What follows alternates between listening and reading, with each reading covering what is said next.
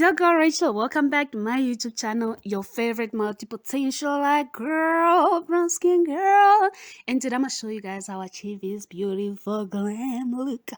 So to start off, guys, always use a brown pencil or try to use a brown pencil on your face, okay? So I'm just gonna take those, brush them up.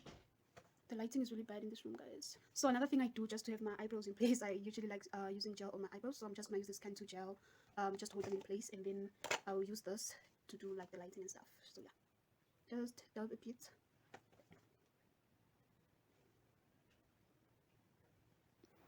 So just to continue on that, always shape your brows before you start applying concealer.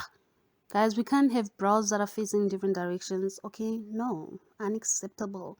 Girl, it's your face. Make you look pretty. So, let's be serious, y'all. So, what I always do is I always apply the lightest concealer at the bottom to shape my eyebrows and just make that look a little more clean and cute, because you know we can't have counter lady kind of eyebrows facing different direction. Can't be straight brow, okay? I'm not saying I'm a eyebrow professor, magician.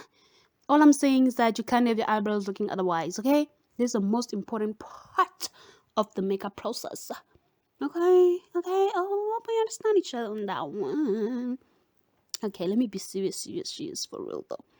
So always try and apply a concealer that is as close to your skin tone as possible on the top part of your eyebrows. Usually I would use foundation. I'm not really that big on concealer and foundation. I mean, it's doing the same job. Don't come at me, Moors. But yeah, these are your eyebrows are supposed to look, at least. I'm not the best eyebrow person, but at least I try, yo. Okay, look at the brow. Yes, girl. So what I always do is I always use that foundation or concealer that I use on my eyebrows. I always use it under my eyes, on the bridge of my nose, on my forehead, and I take it under my chin and the top part of my lips. So those are the places that I want to highlight. And what I always do is I always fix that with a spray, y'all, and I always have my sponge wet. Okay, so what that does is it helps it sit in a little more better. You know, you gotta dab. So if the sponge is too dry, you're gonna look like overstayed cake. I don't know how that looks like, but yeah, that's what you're gonna look like. Your face gonna be cracking. You're gonna look like a ghost. You're gonna look like a pig. Okay, so what you gotta do is dab, blend until the skin looks nice and flawless like that. See, that almost looks like my own skin, y'all. So what I always do as well is, since I'm a beautiful fine girl, fine brown skin girl, since we already highlighted the foundation that's way lighter than our skin tone, what you gonna do now? You're gonna go in with the shade darker. Yes, that's what you're gonna do. Always. So I always go in with a shade darker that is closer to my skin tone, okay? And then what I do is I dab that baby in, and then it blends in quite well. Contour my nose, contour it into my eyelids. There's a reason I do that. Ooh, look at that baby face. Let's flex. So what I do that for is so when I apply my eyeshadow, because I'm a bad eyeshadow applicator. Okay? So what I do that for is to help me know where my eyeshadow in the corner of my eyes is gonna end, because sometimes it's gonna come all the way over the bridge of my nose and I'm gonna look funny. But you see how beautiful we look already. Looks almost natural, although we got the foundation on top. So what I do always, guys, is always apply that, setting powder. Apply as little as possible the first time around, since I'm still doing my makeup. This is to stop my makeup from sweating, because some of our skins is very oily. Okay? I don't know why my skin is oily. It don't make sense. It's not fair. But yeah, the girl is doing what she's doing, always contour. So what I'm doing this for is because I'm trying to have cheeks. I do not have cheekbones. I don't know if that makes sense. Because I have, if it's a round face, If you don't have cheekbones that don't show. I do got them, I just don't show. So I'm gonna be using this MAC palette to do my eyeshadow, specifically these three baddies. Those three, yes. Shine, shine, shine. It feels weird doing my voiceover like this. So I always start on the ends of my eyelids where I want it to be darker, and I, push that through to the corners of my eyes. Nice. That looks actually nice that I zoom it in. Okay. Okay, girl. You go, girl. Yes. I can't get over my eyebrows. They look so pretty. They look proper. They look like eyebrows, okay? Not those upside down Nike ticks backwards, what. The ones the aunties at Checkers and all these other stores always have. So, since I don't know how to do that crease cut, what, because I'm not a professional mover, guys.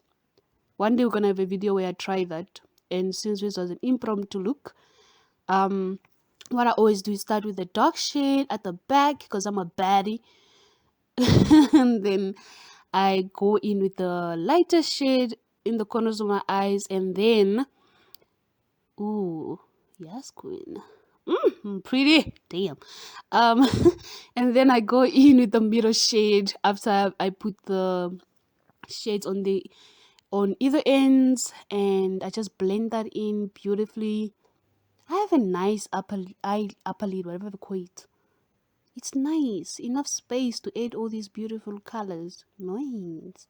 Yeah, like you can see at the third shade, so that way it sort of like gives that ombre-ish effect, that gradient, that nice. Ooh. Yes, girl. I can watch myself all day long. I know. Sure. It's just the quality letting me down, but I don't care. Look how beautiful I look, guys. Yeah, yo. Yes. So don't mind the setting powder on my sides of the cheeks. I'm gonna get rid of that. So the one time a friend reruns you, girl, if you're watching this, hi.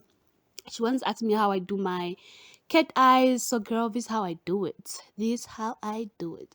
But the funny thing, guys, is that this was the first time I've ever made my cat eyes this long and this big. Okay, I was actually surprised it worked. I was like, oh, damn, okay, girl, hot girl coach. Where's Megan to come after me after I say that? But like, this is what I do. It looks nice. That's how I draw it. Look at that, and look at how the eyeshadows just blend nicely together. Yes, ooh, girl. Okay, you know what? I'm certifying myself as a Mua. Come to me for your makeup, guys. Just come to me, okay? So here's another problem, guys. Brown girl situations, our eyelashes curl in so much. I have to straighten them every time I want to apply my eyelashes, so I always have to do that, okay? But look how pretty they look. So for my lips, since I'm going for an ombre look, I always apply a darker shade around my lips, and then I go in with the lighter shade that I want to go with for the day.